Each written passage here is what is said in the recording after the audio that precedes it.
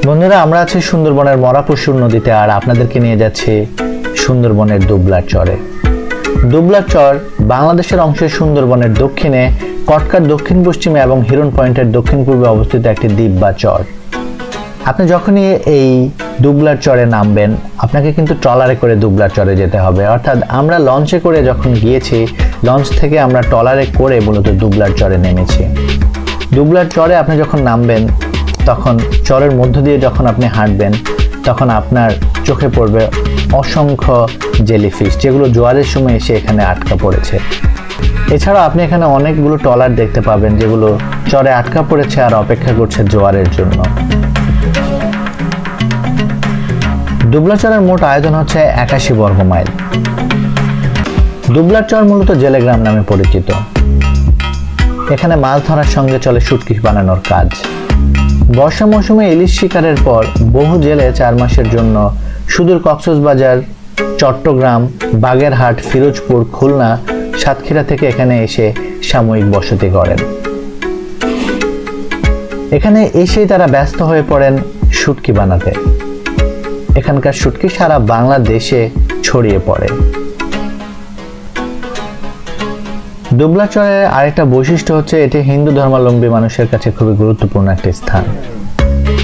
প্রতি বছর নভেম্বর মাসে এখানে হয় রাসমেলা, আর এই রাসমেলায় পূর্ণস্থানের জন্য সারা দেশ থেকে অসংখ্য হিন্দু ধর্মাবলম্বীরা এখানে ভিড় জমায়।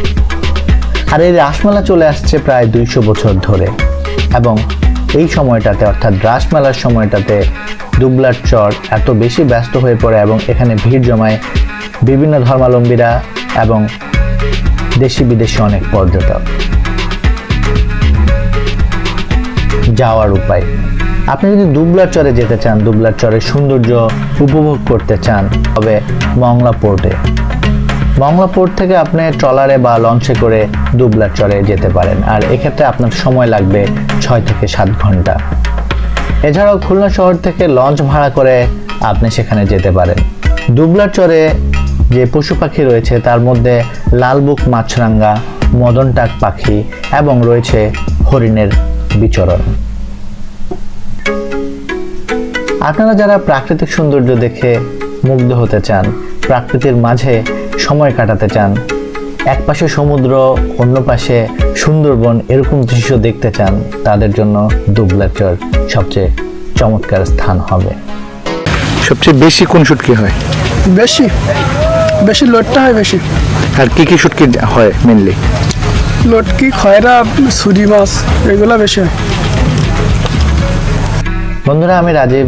আমার ভিডিওটি যদি আপনাদের ভালো লাগে তাহলে অবশ্যই আমার চ্যানেলটি সাবস্ক্রাইব করবেন, আর অবশ্যই সুন্দরবনের দুবলার চর ঘুরে আসবেন। আর ঘুরে এসে আপনার কাছে কোন জিনিসটা ভালো লেগেছে বা দুবলার চরের কোন বিষয়টা আপনার পছন্দ হয়েছে সেটা কমেন্টে জানাবেন।